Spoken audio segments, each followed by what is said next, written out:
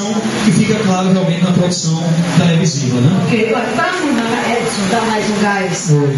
Gente, você viu que eu ganhei, né? Olha, gato, abre essa porta da esperança que eu te mostro o meu baú da felicidade.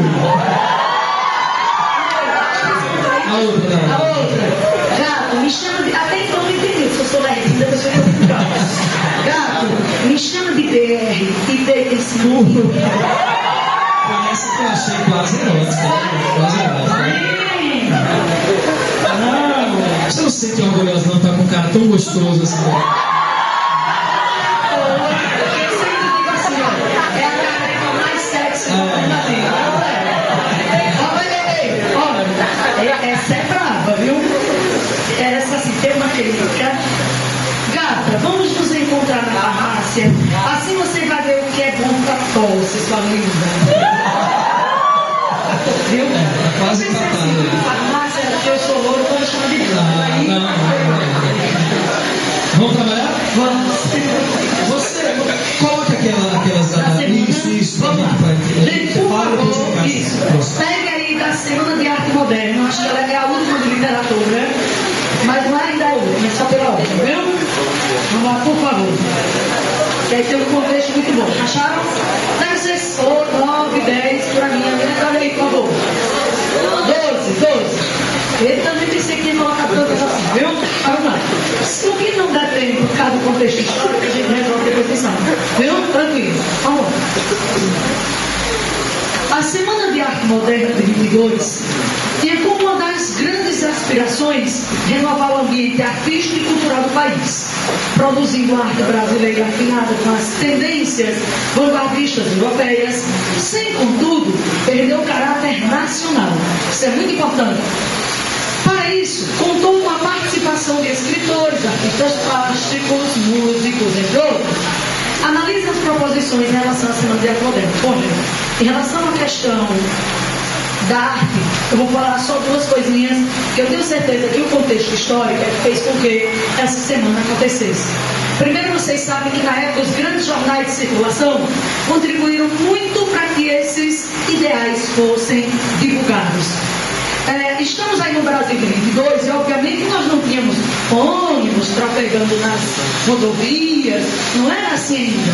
Então eram estradas, trens, né? Toda dificuldade. Então eles tiveram que se organizar em torno disso aí para que as ideias convergissem toda numa mesma semana. Isso em São Paulo, Recife, Bahia, Rio de Janeiro, São Paulo e obviamente o cume ou ponto principal aconteceu ou se deu na cidade de São Paulo, o que a gente chama o Teatro Municipal de São Paulo. Então, qual era a pretensão maior dessa Semana de Arte Moderna, que foi idealizada por Mário Oswald de Andrade? A intenção era criar uma identidade para o povo brasileiro. Assim como nós, cidadãos, temos o nosso registro, o nosso documento, que nos torna único, assim queriam, sonhavam aqueles brasileiros da época.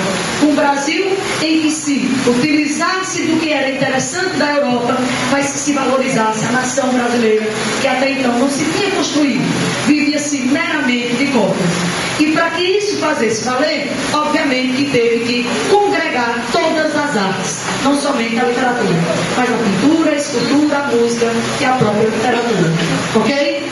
Então, pensando nisso, vamos resolver, que depois Edson vem a parte mais importante, que é a histórica, e da semana, vocês sabem, eu sempre aviso, Edson, olha, quando não vem um quesito em literatura, vem um quesito em história. Então, foi um momento muito importante para não só a produção das artes, mas para a criação de uma identidade do povo brasileiro. Então, foi um momento marcante. Então, vamos marcar falso verdadeiro para as alternativas.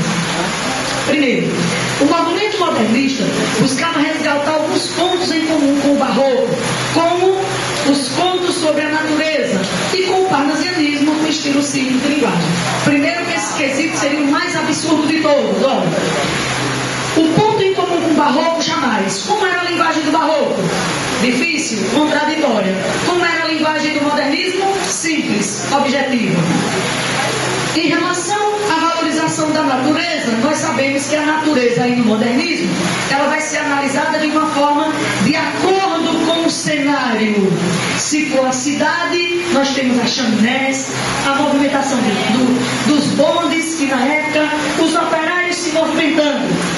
não estou falando das artes, seja num campo mais elitista, estamos falando da moda.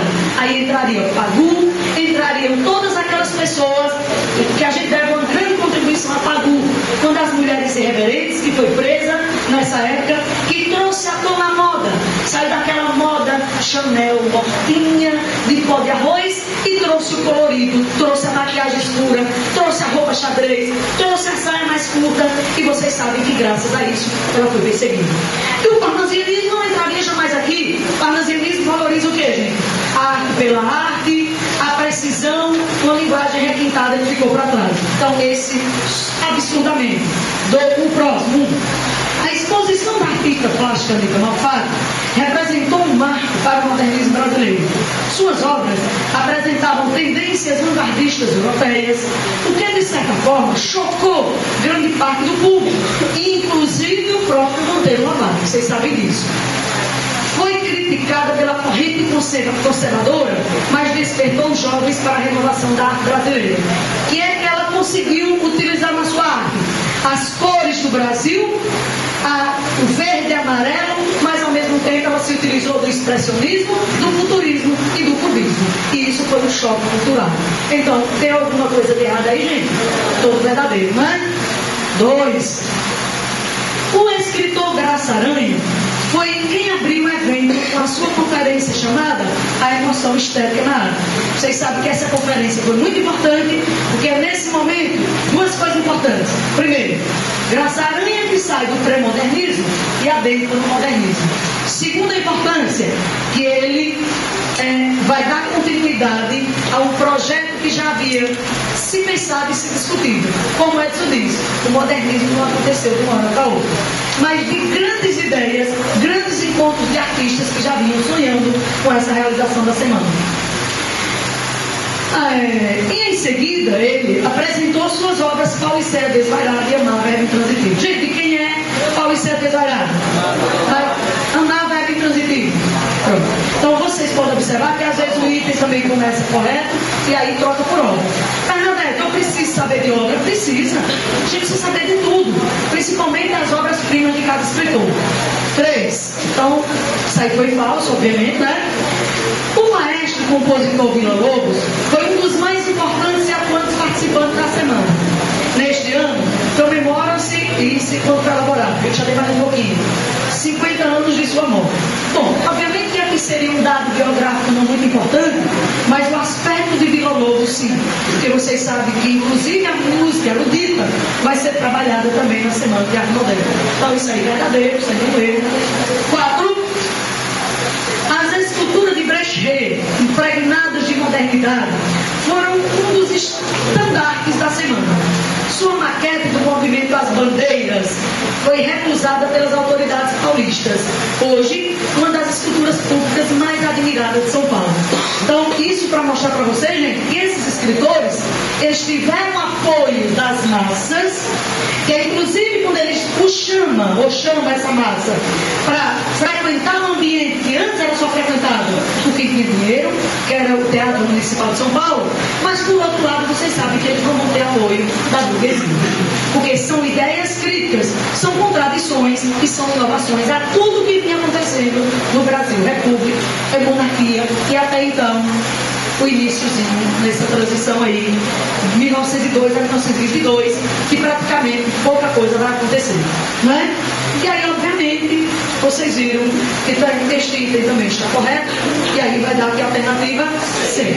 Partindo desse princípio, Edson agora vai fazer uma abordagem também no aspecto histórico, que é muito importante neste momento.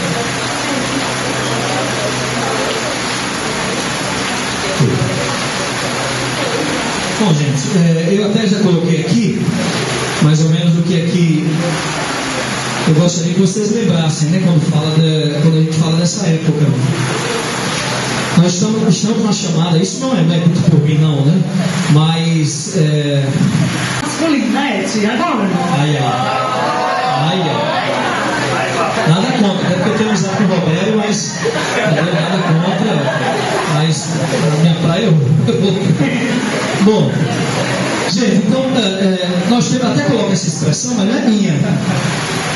a efervescente década de 1920 no Brasil, né? Eu diria não só no Brasil, né, Bernadette? Mas o mundo está vivendo uma verdadeira convulsão, né? E aí a professora Bernadette já falou, quando a gente fala em modernismo, no Brasil a gente está falando em diversas vanguardas europeias, né? Você tem dadaísmo, impressionismo, uma série de movimentos culturais, artísticos, cubismo e por aí vai. Surrealismo, de onde vem o Salvador Dalí, né? E que, obviamente, vão entrar como uma grande influência cultural, uma influência ideológica no Brasil. E juntem a essa chegada dessas correntes artísticas o que o próprio Brasil vivia. Né? Vejam o que é que o Brasil está vivendo nesse contexto. Até esqueci de colocar um ponto aqui, que eu acho importante também, talvez um dos mais importantes, que é a perspectiva de um crescimento industrial. Então, estamos vendo o Brasil marcado por uma industrialização cada vez mais crescente. Pessoal, o que é que tem a ver isso, né? Industrialização. Lembre que toda prática econômica, ela também é carregada de práticas sociais. Toda prática econômica é carregada de práticas sociais. Onde é que eu quero chegar com essa frase? A industrialização, por exemplo, facilita o crescimento também de novas forças. Burguesia industrial, já citado pela professora, burguesia, classes médias, operariado. E essas classes, naturalmente, vão passar a questionar os valores da época também. Professor, mas pelo que você colocou aqui, somente valores políticos e econômicos, porque é a parte de história. Né? Por isso a importância dela tratar a parte cultural, que também será reflexo dessas mudanças. Né? Então estamos vivendo aqui, nesse momento, primeiro, antes de mais nada, um desentendimento que levaria à ruptura política do Pacto Café com Leite, Minas, São Paulo. Então, desentendimentos que acabariam levando a Minas ficar de um lado, na chamada Aliança Liberal, e do outro lado São Paulo, isolado com algumas outras oligarquias, que acabaria desembocando na Revolução de 1930, de outubro de 1930, onde Vargas lidera um processo de derrubada das oligarquias. Estamos vivendo um movimento nas Forças Armadas, mais especificamente entre a jovem oficialidade do Exército brasileiro, aquela galera mais estudiosa, não é mais o militar de caserna que a gente chama, aquele militar da guerra, é o militar do intelecto, das academias, que começa a questionar também os valores oligárquicos. Mas o que tem a ver isso com o modernismo, por exemplo? Né? É nesses valores modernistas que essas classes vão se encaixar. Por quê? Porque são valores críticos ao que é conservador, ao que é antigo, ao que é oligárquico, ao que é coronel.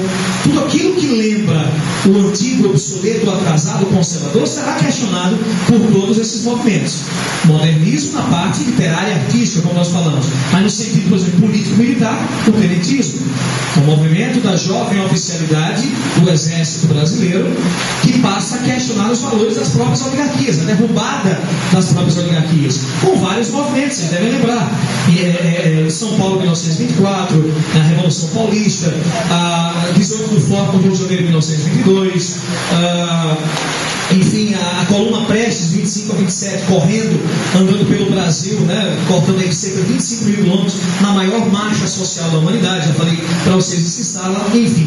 O comunismo começa a aparecer substituindo a primeira ideologia do movimento operário, que é o anarquismo, o anarcossindicalismo. Então, professor, o que é o comunismo? Também é cultura, porque aqui você tem obras para se ler. Então, essas obras de Marx, Engels, do Lenin, do próprio Stalin, acabam entrando no Brasil e seguem como ponto de referência ideológica, literária, cultural dessas classes que passam a questionar os valores mais antigos, mais obsoletos. Né?